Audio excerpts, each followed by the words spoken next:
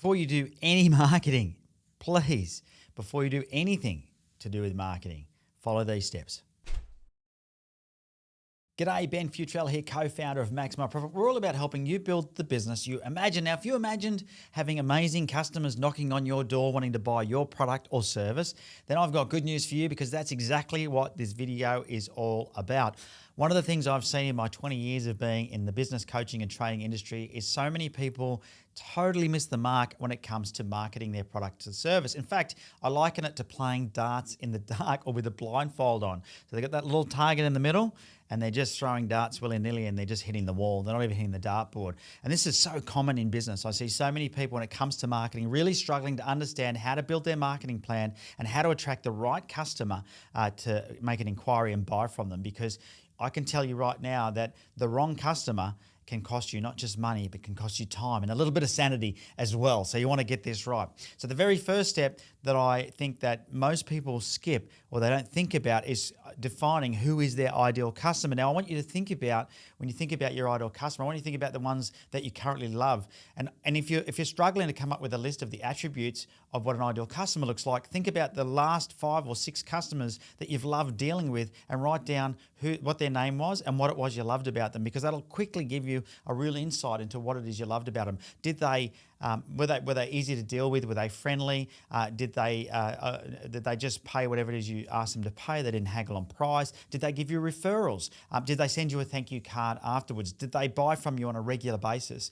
Did they, make you feel special? Who knows what it is, right? But just write down what it is about those last 5 or 6 customers that you loved, and this is going to help you identify and define exactly who your ideal customer is. And this is so critical when it comes to marketing. So many people don't do this, and I think what ends up happening is you end up dealing with the people that you don't really like. And we've all had customers like that in the past, that when they ring, you pick up your mobile phone and instead of the green button, you press the red button. Go, no, I don't want to talk to them.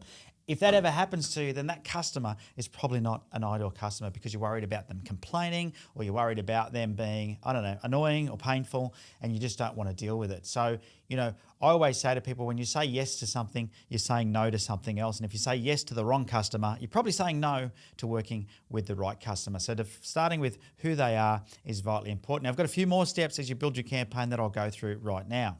Now, once you've sort of defined exactly who they are, how old they are, where do they live, what are their interests, what it is you loved about them, is it attitude, is it their income, is it their personal situation, are they married, are they single, do they have kids, do they have no kids?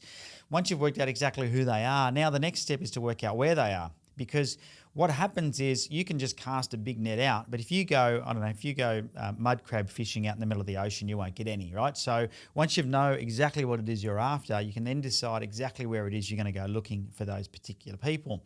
And it gets much easier once you've defined exactly who they are. So the next question you've got to ask is, where will I find them in their highest concentration? Where will they be? Are they on social media? Are they in networking groups? Are they in, mothers groups? Are they in hospital? Are they in regional areas? Are they in cities? Are they in the traffic? Are they in public transport? Where are they in their highest concentration? And that way you can start to really work out not only who they are, but where you're going to find them when it comes to crafting your message.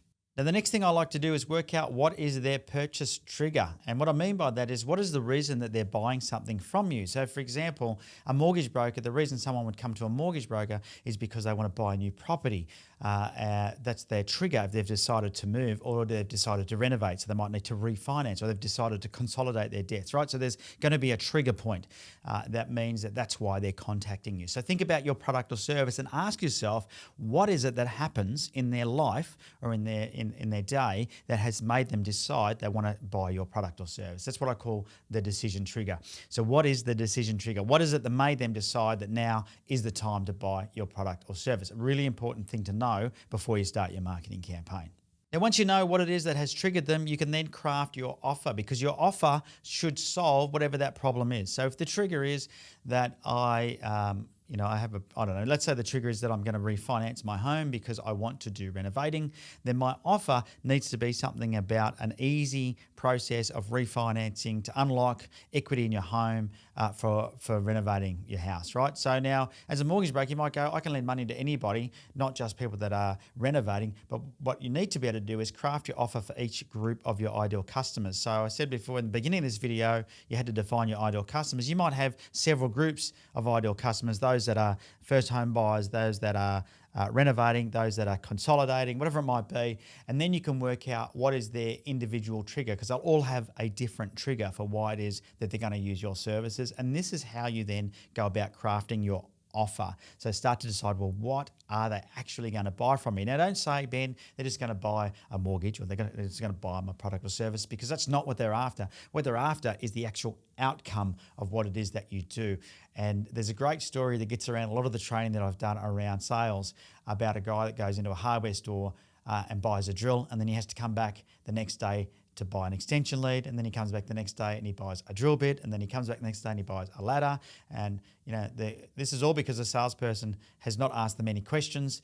Instead, they've just given them what they thought that person needs. When really, what is the outcome that person wanted? Well, they wanted to hang a picture on the wall, and they were trying to make that happen, right? So when you understand what the trigger point is, then you can work out exactly what you're going to offer, and your package can then be tailored to provide the solution that's going to get them excited. And so when you market your product or service, you're not just throwing a big net out there hoping to catch somebody who wants that particular part of your service. You're actually, putting that particular strategy out there. It's a bit like fishing. You see a lot of people go fishing. They'll fish for a particular species, so they'll use a certain hook, a certain line, they'll fish in a certain spot or a certain way, and marketing is very similar.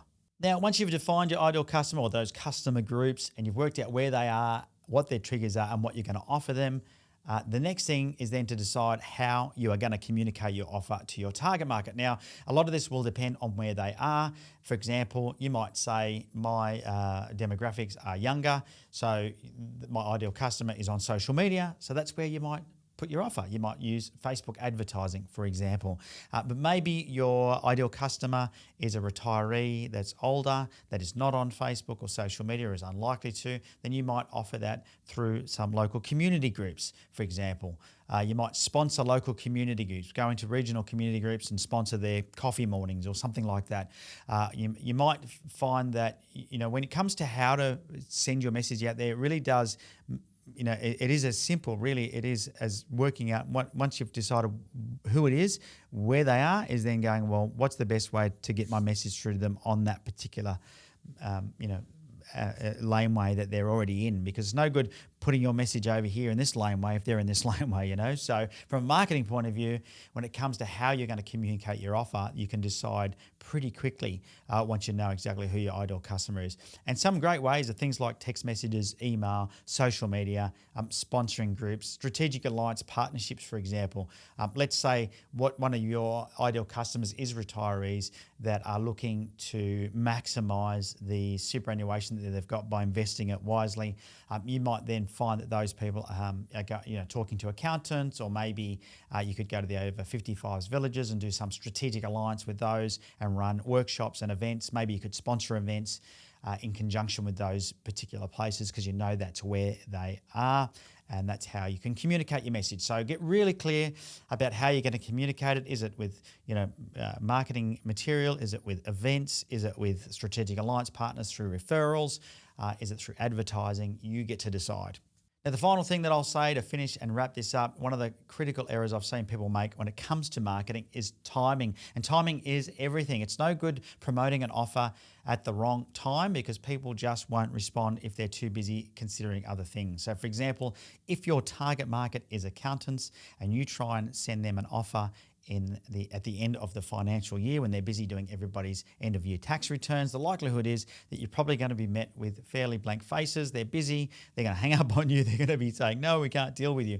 Same with retailers. If you're trying to sell into retailers in the 2 weeks leading up to Christmas, or the week before Mother's Day, or something like that, you're going to find that that's probably going to be a mistake. And if you run a really good campaign in that period of time, you might get a lower than average response rate, or nothing at all. And you may think that campaign was a dud after putting all this effort into defining your customer, and working out what it is you're going to offer, yet nobody responds. Sometimes it can be, all of that can be great, but it's just your timing that was out. So always consider what's going on. Think about, other public holidays in other states. Think about, what different industries are going through at different times. Get to understand, your ideal customer and what they might be going through. For example, if you're targeting parents and it's something to do with their kids and their kids are on school holidays, they may be busy. So just, you just want to think about the timing of your offer and make sure that it works really, really nicely with your ideal customer's problem. So when you're there, they see your solution and they grab it with both hands. All right, there you go. Some really good tips there to help you with your next marketing campaign and get you thinking about exactly how to go about targeting your ideal customer and put some thought in. Now, I know that you can be busy and it can be easy for you not to put the time into this. I've seen so many businesses, I've done it myself, but I can tell you right now that working on this rather than in this, so working on your business, working on your marketing strategy and getting this sorted will get you better results. Now, if you want help with your business, head across to maximumprofit.com.au and check out all the different programs we have available. We're here waiting to help you build the business you imagined.